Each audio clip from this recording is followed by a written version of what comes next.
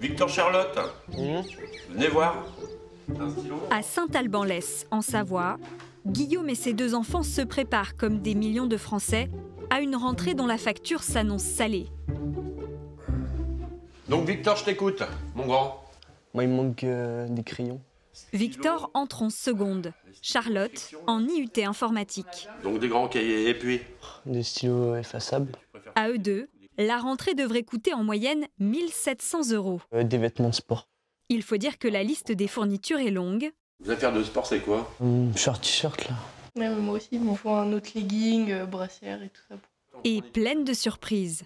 Il me faut un nouvel ordi du coup. Guillaume est en reconversion professionnelle et sa compagne gagne 2 500 € par mois. Alors ils ont un budget serré et cela tombe bien. En fait, je me fais un jeu de rien payer au prix affiché. Guillaume est passé maître dans l'art de dénicher les bonnes affaires. Ça, les brassières de sport, je te trouve pas cher sur Internet. Avec l'inflation, le prix des vêtements de sport a augmenté de 15 %. Alors pour commencer, le père de famille va tenter de jouer la carte fin de série. Charlotte, en promo. Ah quoi? J'ai stylé? Non. Mais les 2 ados ne l'entendent pas de cette oreille. Il faut quoi, elle? Parce que ça, c'est des matières quand même sympas, non? Et ils finiront par avoir raison de leur père. On caisse. Pour autant, Guillaume n'a pas dit son dernier mot. Au moment du passage en caisse, Accueil, j'en ai pour 95 €. C'est quand même une somme conséquente. il va sortir sa botte secrète, un site de cashback créé par sa banque. À chacun de ses achats dans une enseigne partenaire, le père de famille bénéficie d'un rabais. Pour cela, sur l'application dédiée, il lui suffit de rentrer le montant de sa dépense. 95, tac. Bon, économie de 4,75 €. Regardez, hop, j'ai eu mon petit code. Voilà, je le scanne. Dans quelques semaines seulement, les 4,75 € seront reversés directement sur son compte en banque. Et puis au final, sur tous les achats qu'on fait avec tous ces enfants qui nous demandent sans cesse des trucs, et de 4,50 € ou 4,50 €, on achète un scooter. Effectivement, grâce à ce procédé, Guillaume s'est constitué en 2 ans un matelas de 2 500 €. Une aubaine par les temps qui courent. Il faut dire que le contexte économique est loin d'être rassurant. Entre la guerre en Ukraine, l'inflation croissante et la hausse attendue des prix de l'énergie pour 2023, les ménages ont de quoi avoir le moral et surtout le porte-monnaie en berne. L'État tente bien de soutenir l'économie, notamment en instaurant une baisse du coût des carburants et en accordant une aide exceptionnelle de 100 € pour les foyers les plus modestes. Mais le pouvoir d'achat des Français devrait à coup sûr reculer cette année. Alors, certains ne comptent que sur eux-mêmes pour faire des économies, avec parfois des milliers d'euros à la clé. Qui sont ces petits malins du quotidien? Comment s'y prennent-ils pour débourser le moins possible? Cap sur les bons plans de la rentrée. Retour en Savoie, où Guillaume doit encore trouver un ordinateur pour sa fille, Charlotte. Lui, il est pas mal. Mais là, 1599, ça dépasse ton budget, Charlotte. Légèrement. Le père dispose d'un budget de 1 200 €, pas un centime de plus. Alors il va, une fois encore, sonder les réductions proposées par sa banque. 7%, ouais, on peut essayer de trouver mieux sur Internet, parce que là, ça fait pas bénéf. Guillaume économiserait 111 €, trop peu à son goût. 1,5%, ça te suffit? Non. Rompu au bon plan, il est persuadé qu'il peut trouver encore mieux. Car des sites de cashback, il en existe des dizaines. 10%. Donc tu as 150 balles. Et en s'y prenant bien, on peut les cumuler. Mais je pensais à une chose, c'est que tu rentres à la fac, Charlotte. Et il y a le programme Back to School. Une réduction pour les étudiants, une carte cadeau, du cashback, et voici le résultat. 150 plus 145 plus 150. 450 € d'économie. Enfin d'économie. De 450 € de moins. C'est intéressant. Ah bah carrément, ça fait 30%. Je clique. Tadadam. Remboursement activé. Au bout du compte, Guillaume va débourser 1 149 € au lieu de 1 599 €. Merci papa. Non, merci Guigui les bons tuyaux quand même. En France, le concept de cashback explose. Des dizaines de sites internet se sont spécialisés dans cette pratique. Mais depuis 1 an, d'autres enseignes s'y sont mises. Les banques en ligne, qui ont vu un bon moyen de fidéliser leurs clients en leur offrant du pouvoir d'achat. À Boulogne-Billancourt, en région parisienne.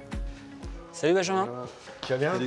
Benjamin est responsable des partenariats pour une banque en ligne.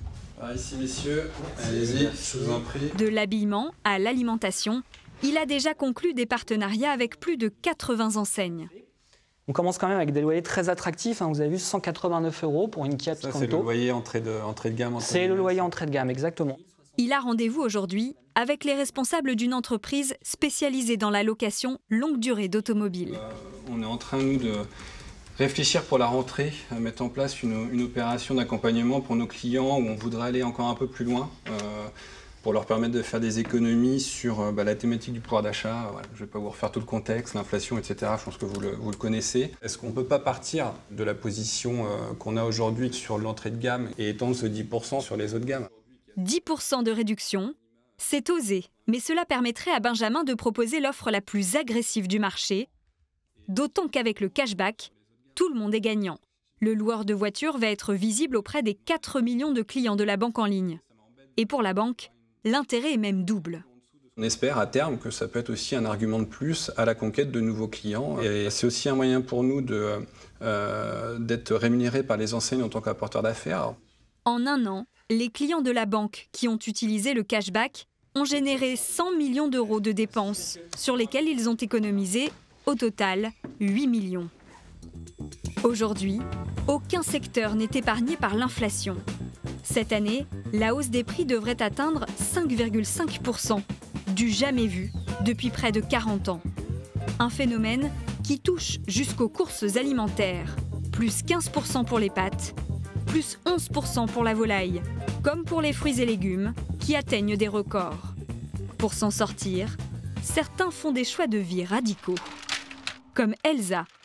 Lorsqu'elle va au supermarché, cette jeune mère de famille qui vit dans le Morbihan a une liste des courses minimaliste. Du fromage blanc et des petits Suisses pour les enfants. 8 articles seulement, essentiellement des laitages. À cause de l'augmentation des prix, dorénavant, elle ignore totalement le rayon fruits et légumes. Ça me paraît un peu insensé. Je trouve ça très cher. Merci. Au revoir. Elsa n'a pas choisi de se serrer la ceinture. Elle a simplement trouvé une alternative. Merci. Comme 38% des Français, Allez, ça suffit. Elsa possède un potager. Et celui-ci est loin de n'être pour elle qu'un hobby. Au départ, elle a déboursé 200 € dans l'outillage. Et chaque année, elle dépense 30 € pour les graines. Un investissement raisonnable au vu de ses récoltes. Tu t'occupes des fraises et moi je fais les haricots. Super. Elles sont bonnes les fraises? Avec l'aide de Manoé, son fils de 2 ans, Elsa cultive des aubergines, des courgettes, des framboises et même des melons. Au total, plus d'une trentaine de variétés sur 200 mètres carrés. C'est meilleur, ça a plus de goût. Ça nous permet aussi de faire des économies. Même si ça demande beaucoup de temps, beaucoup de présence, à côté de ça, on mange des légumes du jardin, on mange des bons petits plats. Elle est pas mal, t'es en train de tout écraser toi. Grâce à ces cultures, elle n'a pas acheté de fruits et légumes depuis 3 mois. À terme, elle espère être entièrement autosuffisante. Sur la partie basse qui est clôturée, on va mettre un poulailler. Donc on aura, je pense, poule, oie, canard. J'ai envie d'une petite basse-cour. Tu viens, Manoï? On va ramener ça à la maison? On a un peu plus de 5 kilos avec le panier, donc on est à 4 kilos de tomates là. Si j'avais acheté ça, j'en aurais eu pour 15 € en grande surface. En cultivant ces produits, Elsa réalise plus de 2500 € d'économie par an sur son budget course. Seule contrainte, mais de taille, au printemps et en été, elle consacre 2 heures par jour au jardinage et à la transformation de ses récoltes. Hop, alors, de leur trouver une petite place. Il est déjà bien rempli. J'ai commencé à faire des soupes pour l'hiver. Elle congèle ses produits et les met en bocaux pour pouvoir en profiter toute l'année. Ici, c'est ma cave. C'est là que je stocke toutes mes récoltes qui peuvent se garder. Ça peut durer un petit peu plus d'1 an. Là, les haricots, bon, je vais encore en faire d'autres dans la saison. Je sais que j'en aurai jusqu'au prochain haricot frais de l'été prochain. C'est prêt, Eric, si tu veux. Je prends une cuillère. Il y a du melon, du jardin. Oui. Ça, les carottes. Depuis quelque temps, le nombre de Français qui font le choix, comme elle, de cultiver leurs propres fruits et légumes est en constante augmentation. Mais aujourd'hui, un secteur cristallise l'inquiétude des Français, celui de l'énergie. Pour tenter de juguler l'envolée des prix, le gouvernement a mis en place une ristourne sur le prix de l'essence. De 30 centimes d'euros en septembre et en octobre, elle retombera ensuite à 10 centimes.